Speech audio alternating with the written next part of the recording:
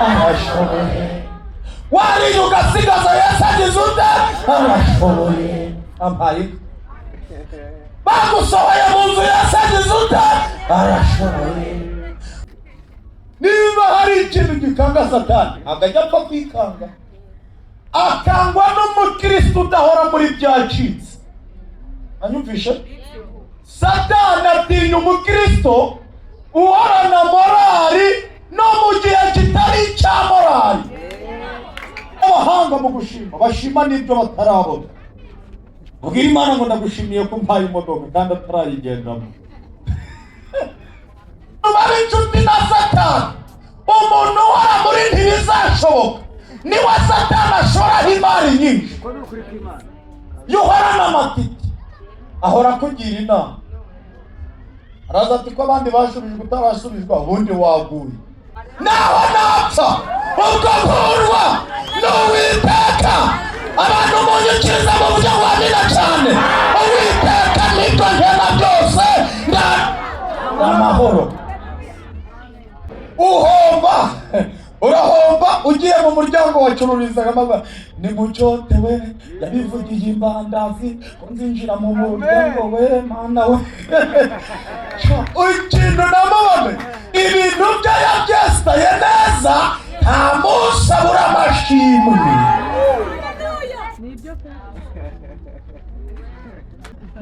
Yeriko abahanga bavuga ko Yeriko yari imenye dare ntimugire ngo ni iz'ubu ngubu. Yari ifite etaje hasi no hejuru. Tekereza ko tutabariyemo abantu babaga hasi. Hejuru hari hatuye abaturage 2,500. Hari n'indaya yitwa Rahabu. Hejuru cyane hari w'abasirikari bari barinze injike. Niho hambere hagaragaye kamera zarebaga binjiye n'abasohoka. Niyo mpamvu abatasi binjiye kwa Rahabu. Ibwami bamenya ko kwa Rahabu hinjiye abagabo babiri. Ni kamera zari zibabonye. Ni muzibona ubu ntibugira ngo ziradutse, ahubwo ziragarutse. Zahozeho. Yeriko porutayi yari ikingishijwe inzugi ebyiri z'imiringa. Urugi rumwe rwakingurwaga n'abagabo 3,000. Imana ishimwe cyane. Uramutaka koko. Amen. Namubwira uti mama ndakurahiye. Mu bagore beza uruwande. Uzi guteka abibijumba niyo byaba byonyine biba biryoshye. Hajya papa yagukoye anga ati ni ihene ya kera. Aho nguriye sinabyemera. Ubu bukwe murabusubiramo. Uri mwiza n'ibiryo bitarashya bitaragira. Iyo asimbije arakugeza. Amen. Anumenya mutakumvije sare mumvuza gutya. N'ibiryo bitarashya iyo babisimbije barakujaburira. Ntabyumvise. Nyamvira nane gomugisha. Ugatangira kubijya bitaragira uti. Kubera kumenya gushimara. Amen. Mwikiririza ari. Anishe. Ijambo nshaka kuri bahandi itonze igihe gito ndikumva mfite umwuka we. Umukristo uzi gushima ni w'ijuru ryitaho. Hari n'abahanga mu gushima bashima n'ibyo batarabona. Ubwira Imana ngo ndagushimiye ko mpaye imodoka kandi atarayigendamo. Niba hari ikintu gikanga Satani akajya apfa kwikanga, akangwa n'umukristo udahora muri byacitse. Anyumvishe? Satani atinya umukristo uhorana morali no mu gihe kitari icya morali. Haleluya. Mana ishimwe. Mu bantu bari inshuti na Satani, umuntu uhora muri ntibizashoboka. Niwe Satani ashora imari nyinshi. Yuhorana amatike ahora kugira inama. araza ati ko abandi bashubijwe utarashubijwe ubundi waguye umugani wawe. Ariko atinya umuntu uvuga ngo naho ndiho naho napfa ubwo nkurwa n'Uwiteka. Abantu munyikiriza mu buryo bwanira cyane. Uwiteka nibwo nkena byose n'amahoro. Turi abasirikare. Umusirikare arangwa na morali. Mu mvura morali hejuru. Amen. Niyo ibiryo bitaba bihari ugomba kuvuga ngo morali Mana ishimwe cyane.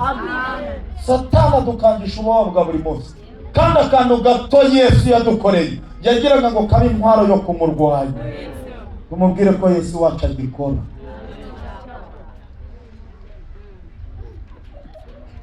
Gitarakora ibyo byamara imbaraga zo gushima ibindi koze.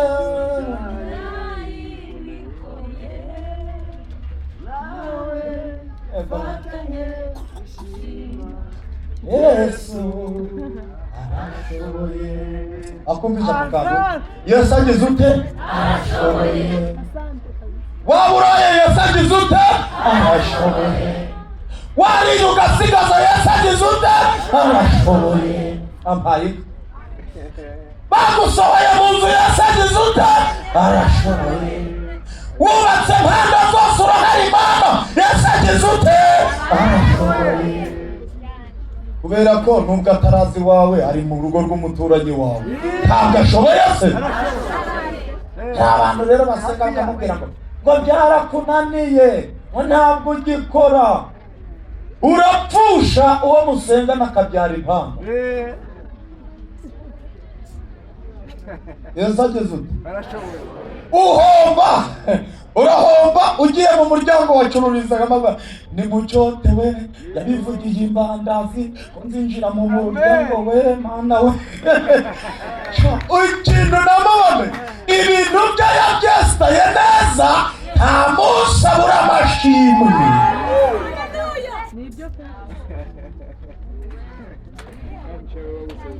Uraburara bari kugaburira imbwa.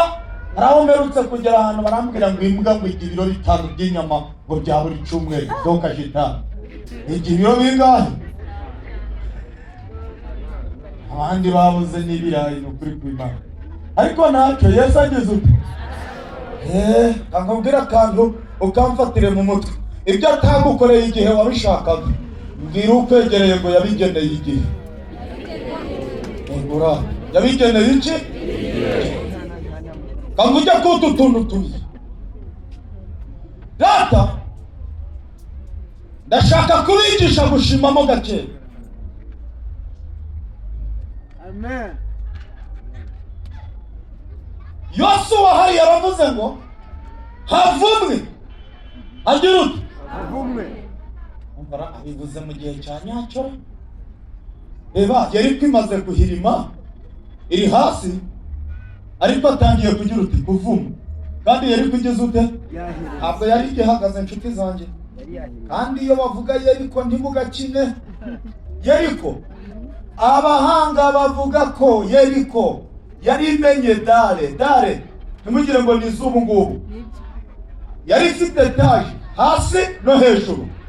Tekereza ko tutabariyemo abantu babaga hasi. Hejuru hari hatuye abaturage 2500. Hari n'indaya yitwa Rahabu. Hejuru cyane hari w'abasirikari bari barinze injike.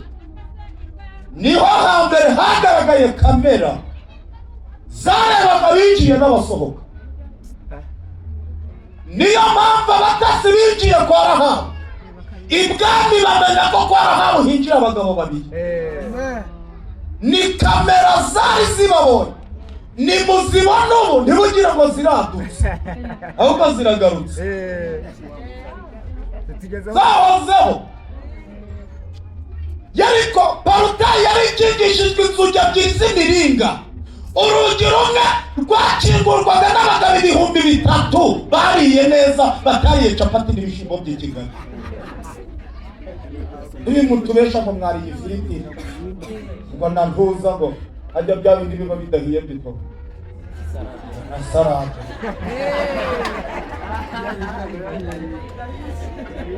Bwa mbere mbibona narabwiye mumpayeho n'ibidahiye.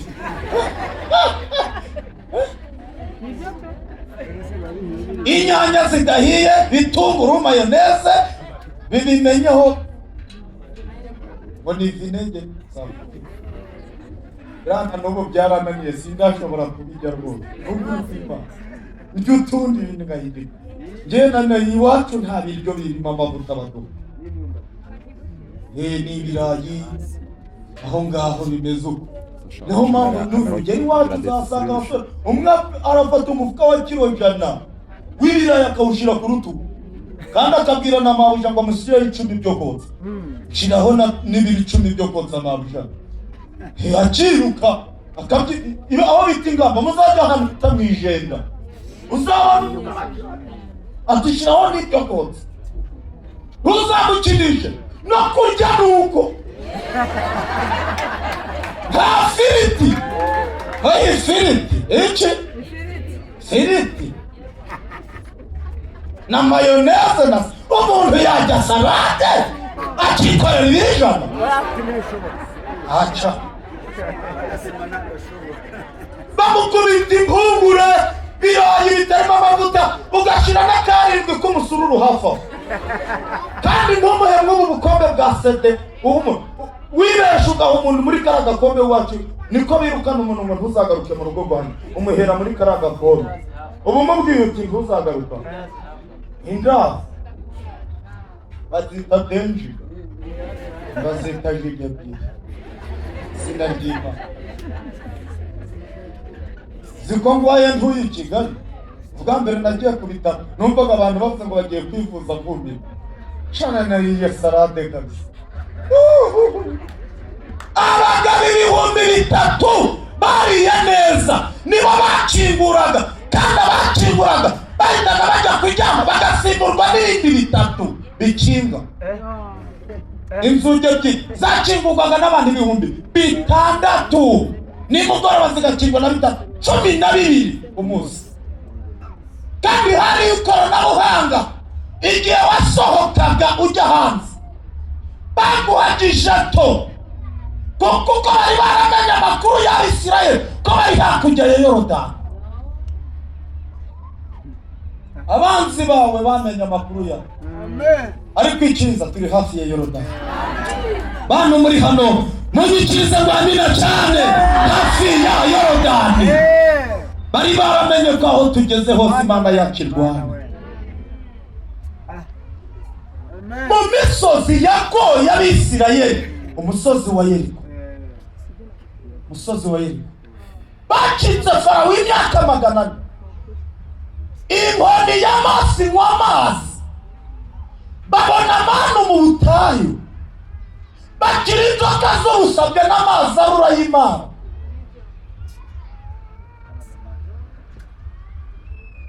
Mose arabajyana Imana iramubwira ngo ngikiriye igihugu kirabe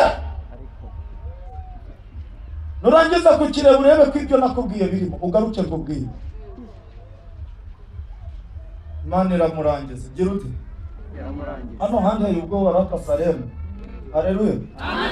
Imana igirangiza se abazi ngo irakiza gusa da ntabwo ubyumva ngo muri we harimo ibyiza gusa bineze z'umutima habamo n'amashuri gira n'imigeri kubita kandi nta mpamvu.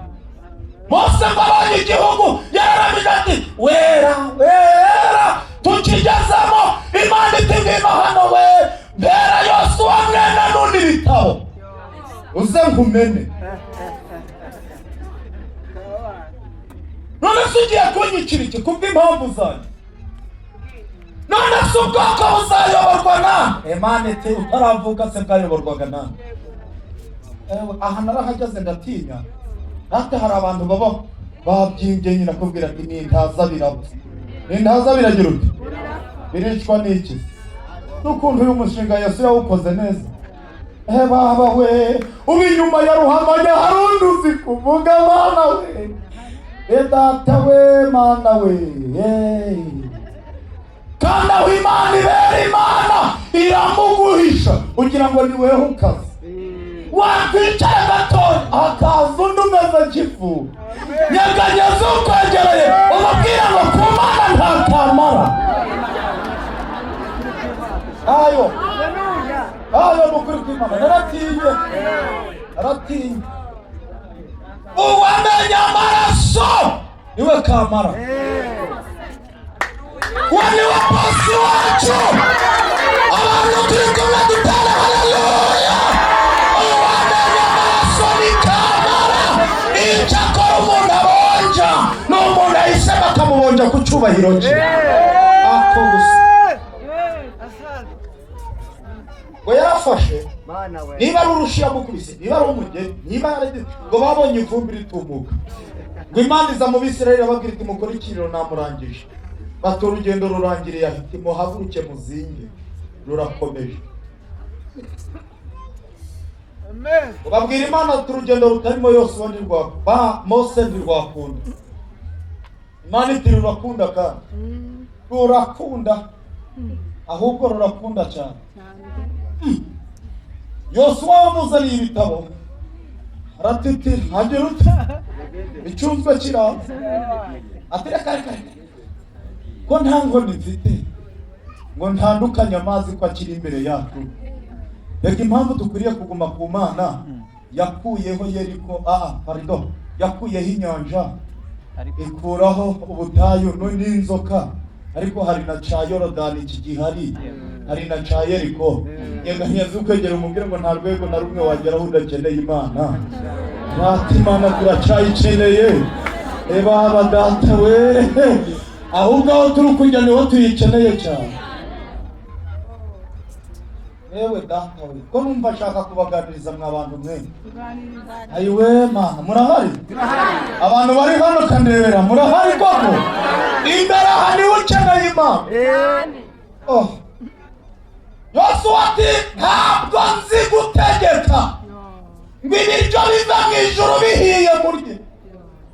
Njyewe ni abayobozi kandi ikindi Mose yarazi gufata amasengesho 40 iminsi 40 atangiye atanywa, ariko njyewe n'iminsi 2 n'igihe namuherekezaga kubona kimbere y'Imana nihembaga agakoma ko kunywa. Zabashoboza iki? Icya gatatu, Mose ni umuturage ndangamo umusirikare. Icya kane, data Imana yamuhaye ukuboko kwiza ngo njye imbere y'Imana ati njye sinabishobora. Imana irangije imubwira ijambo rikomeye, iramubwira ngo uko nabanaga na Mose niko nzabana nawe. Niba utishidikanya ejo ndatangira kugukuza mu maso y'Abisirayeli. Bamenye ko ndi Uwiteka. Ako ka bamenye ko ndi Uwiteka. Mose yagiraga imbaraga mu maboko.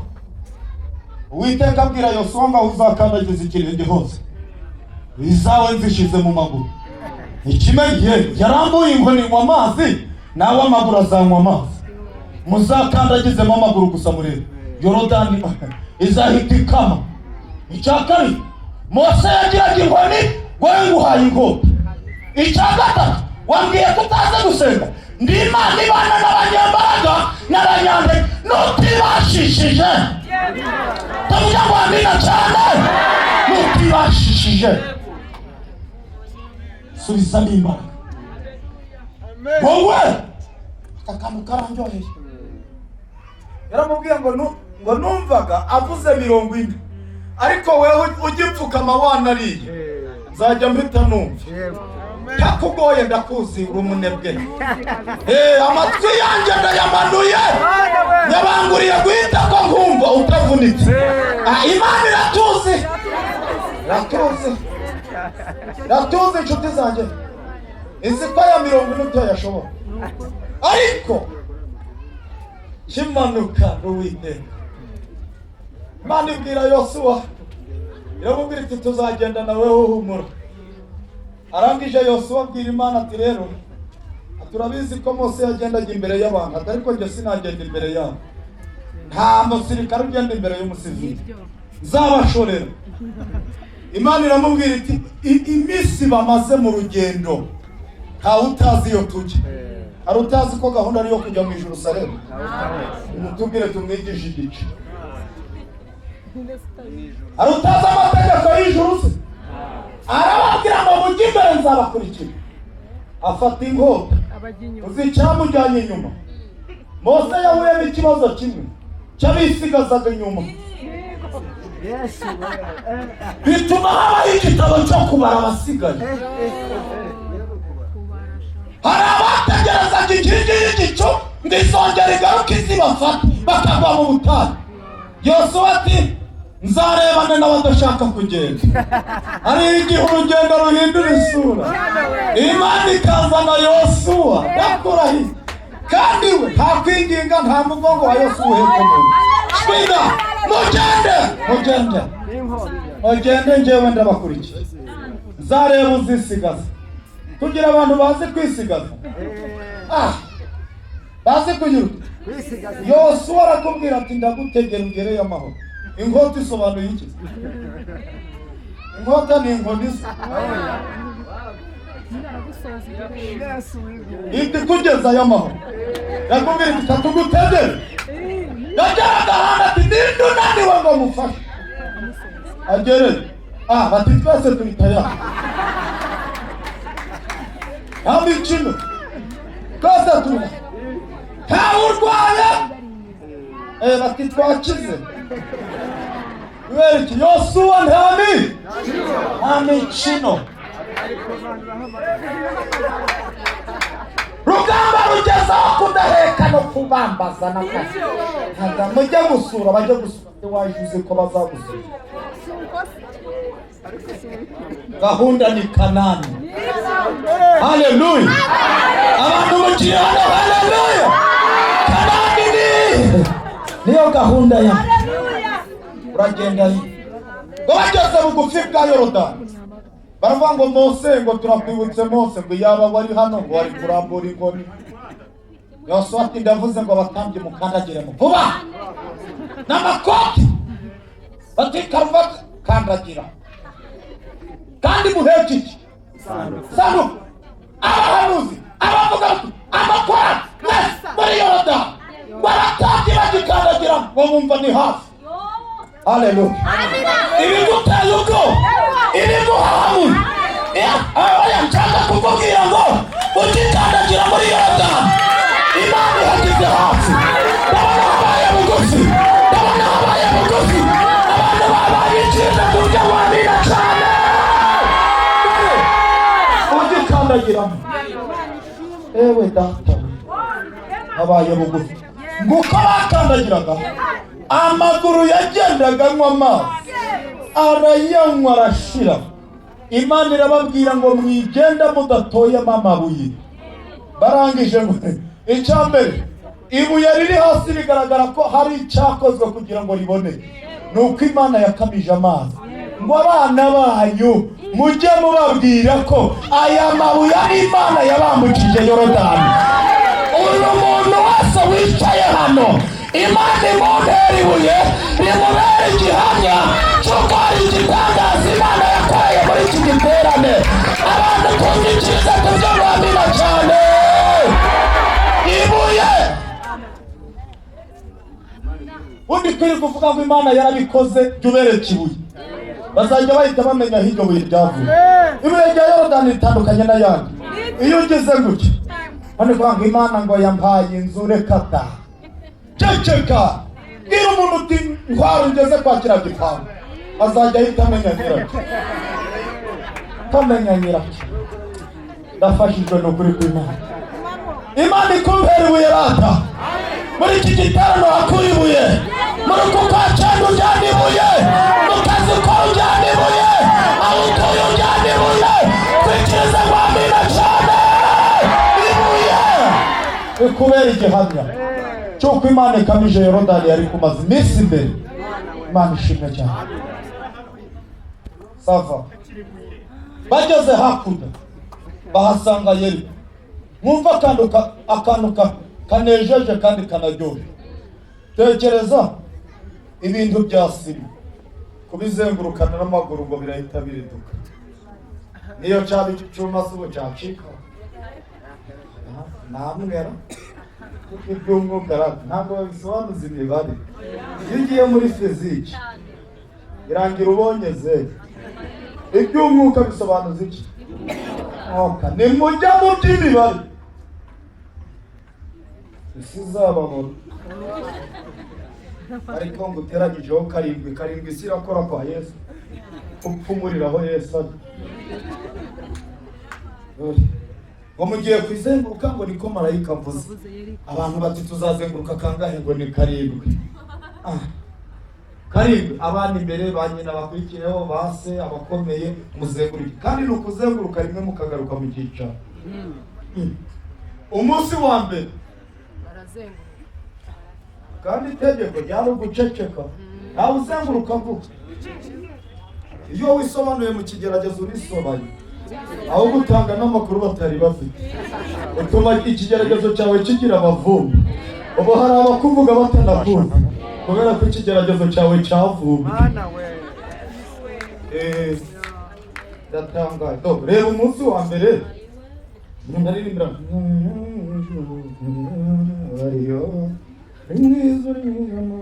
rinasohoka bibeshe yose wakakumva.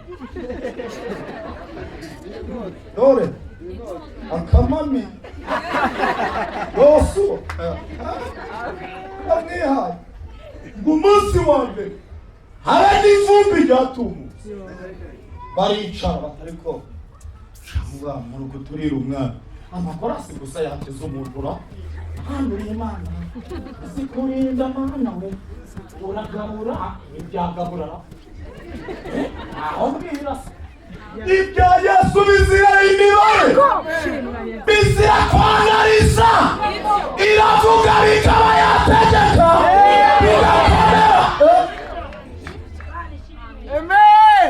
Biravuga byahishwa abanyabwenge, bishyurirwa abaswa, akandi karyoheye kava ngo mugenzi nawe yaba ari umuswa ntazayiyoba.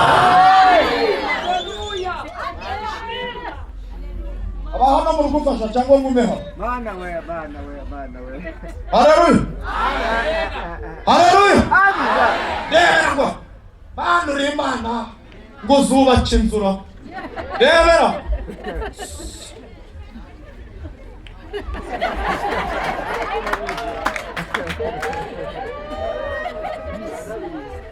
Abapfumu by'agakiza bagira ngo turi abasazi, ariko ibi tubikorana na za bonjour. Savabye antuka icyongereza turati morning, yes morning, how are you, thank you. Ariko twabonye icyongereza kitadukiza. Hari abantu babonye ibi bintu bikora ngo bahaguruke batere haleluya.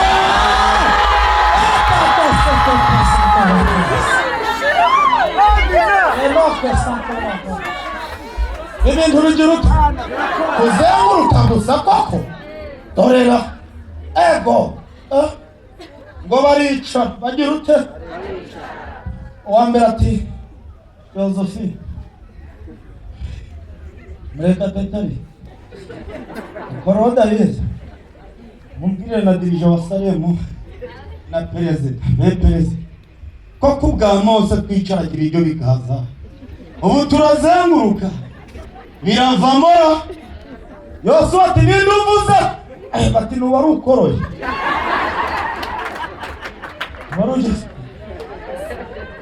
Mugiterane firimbi twagiye umunsi wa kabiri.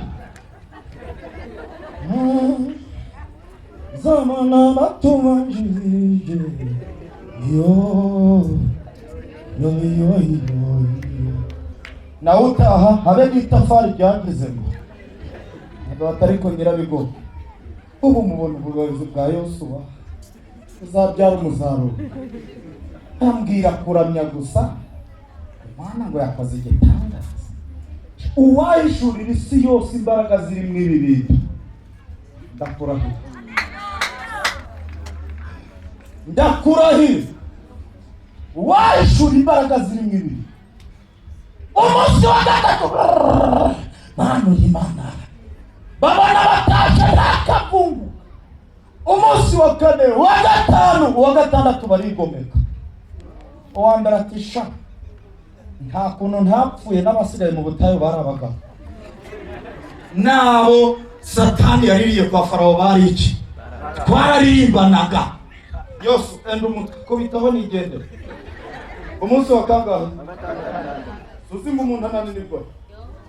Uwa gatandatu enda baramubwira ati agukubite nanje, ati nanje narushe. Ngo bose bazana imitwe yose wabona abura wo kubita n'uwareka. Arahagarara abwira Imana ngo ndiwacu ibi bitafari bizaridukara, ariko ngiye kubabwira akantu karyoshe. Mbega ngo karyohe, mbega ubuhanuzi Imana impaye we. Ewe ku munsi wa gatandatu we, ewe urasenze ubonye nta kigenda we, ukubise irindwi ubonye nta kivaho we. Ega amaso yacu ngo arakena we. Bakurugendo ruhaga ni gute ngatubwira ko umunsi umwe ari turi iki kizu n'iminsi 6 byananira.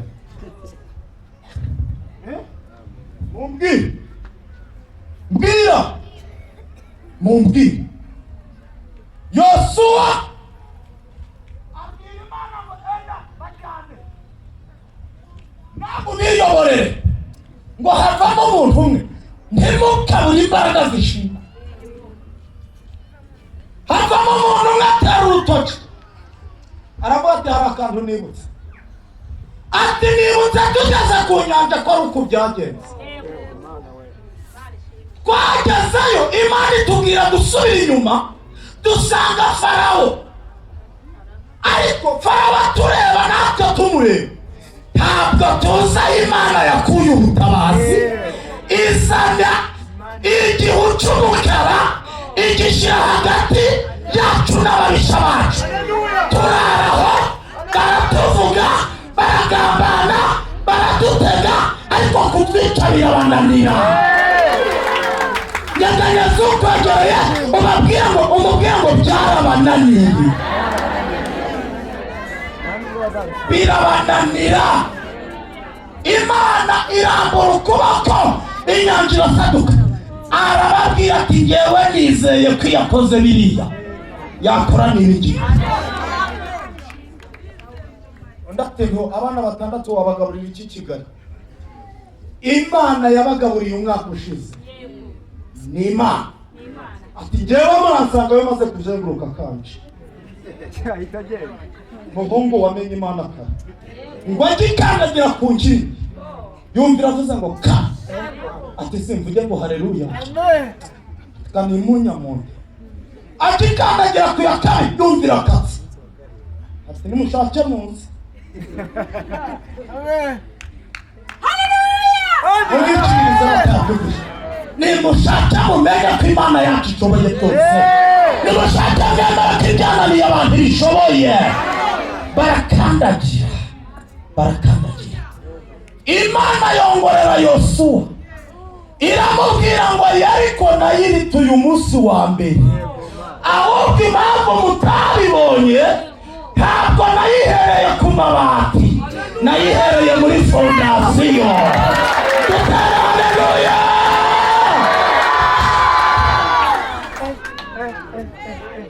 Yayihereye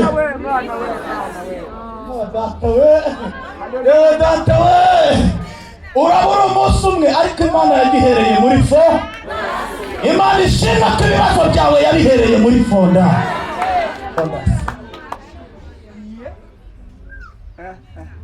Ntabwo Imana ihera aho tureba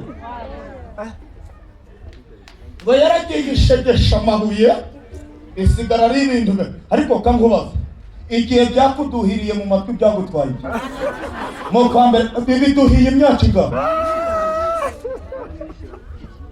Ntabwo iheraha, iheraha kandi nzikomerera mu mizira. Imana ishimwe cyane. Imana yabihereye muri fonda siyo ngo bagitembera ngo bumva bikaciye rimwe. Yosuwa arababwira ngo buri wese nta rugo ruhahira urundi ahagarare ku nkingi ageze.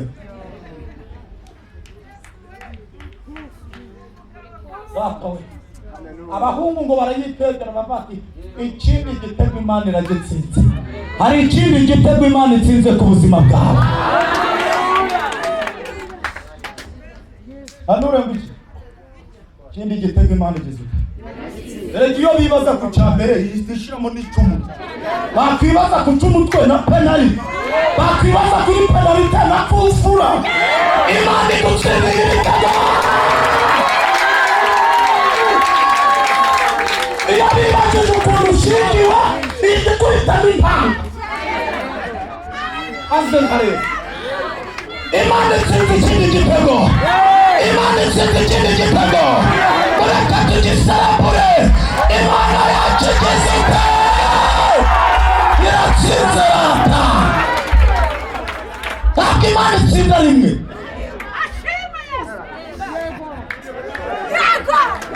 Bibaza ukuntu uzabaho ikabinazamo. Salamu Imana itsinze.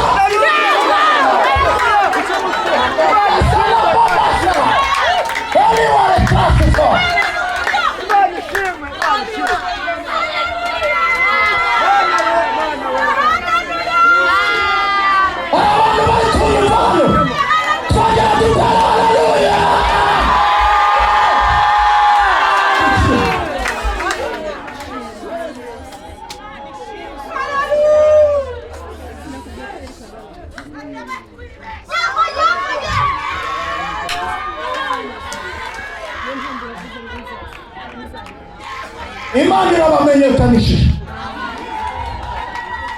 Imana irabamenyekanishije. Imana irabamenyekanishije. Imana irabamenyekanishije. Imana zose zigiye kubimenya. Ndabona ukuboko kw'Imana gukoranye namwe. Imana iratsindiye ikindi.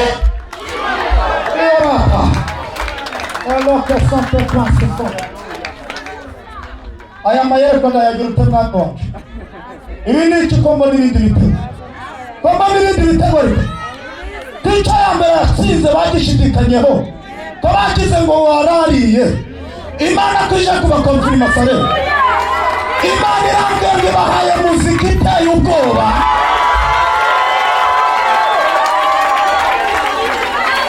Ibahaye ibyuma mushobora gukomeza sitade.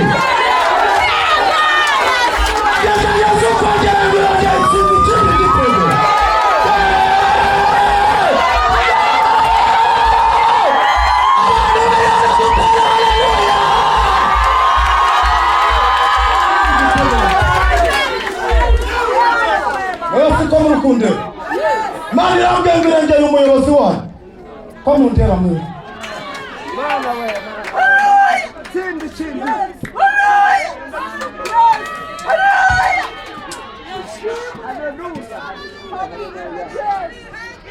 Imana ishimwe. Imana ibarinda kumva inkuru mbi. Imana ibatsindiye ikindi iby'umutwe. Hallelujah!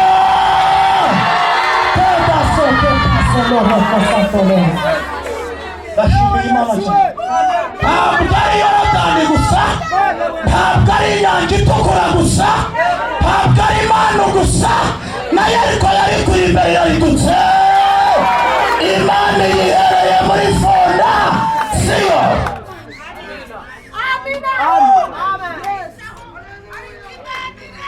Yego ndashoje kandi kababwire rero dukonfirima kaka kababwire kandi dukonfirima tutenzose. Imana idutsindiye ibitego ariko ibidutsindiye batabishaka. Tugiye kubikonfirima dute. Yariko iratugoye idusabye kuzanguruka kandi icyo umwanzi ashaka arashaka ngo uzarye abana bawe baburara. Arashaka ngo Yeriko iriduke ariko umwana wawe asange yarubatswe. Tugiye kuvuga ngo havumwe. Agira ute? agira ute udusubiza mu bihe by'intambara agira ute uwongera kuducamira agira ute agira ute udusubiza mu nzara agira ute udusubiza mu kwambara ubusa agira ute agira ute agira ute tugiye kuvuma havumwe udusubiza mu bushomeri agira ute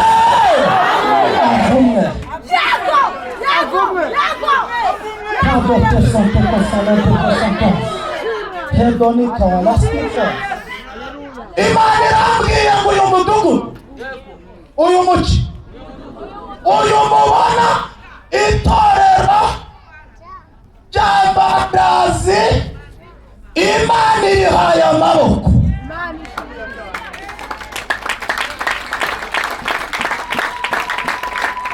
murabyara ntimwonse murabyara ntimuyirute mwagira ngo murabyaye abandi bagaheka Imana irambwiye ngo umugongo wanyu iwaturiyemo guheka abantu bakomeye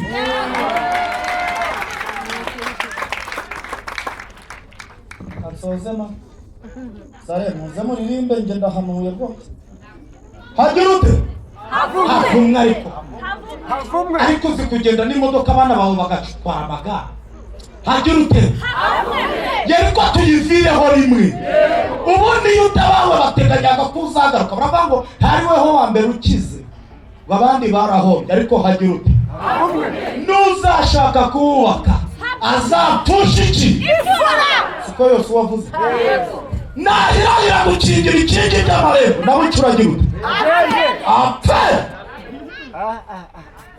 muntu ukubwira ngo uragapfa udakize nawe aragapfa adakize yumva uko gukena bimera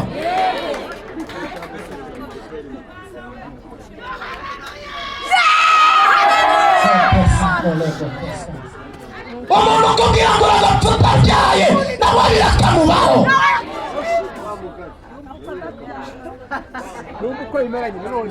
dukunda amafaranga aryoha siyo nagiye kwigisha mfite bose ngati mba nerekwa neza waba mundeke mvuge Imana nimundeke mvuge Imana Imana itari tayari Imana itari tagoni nimuyimbarire nimundeke mvuge Imana Imana ibambera kandi uko muri hano hasi Imana ibaha amafaranga tukaganira cyane Imana irambwiye gukongerera igihe cyo kubaho igihe cyo kugira ute iri guhinga n'izabura n'abakurwanya barakomeje ayiwe ariko Imana nyir'ijuru n'isi niyigize ute niyivuganye nawe nonaha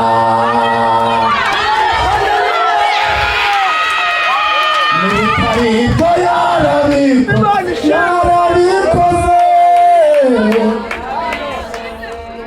Imana irambwiye ngo barinduye umuyobozi irambwiye ngo nica imigambi y'incakura kugira ngo amaboko yazo adasohoza imirimo bahaguruke dusenge Imana bahaguruke babwire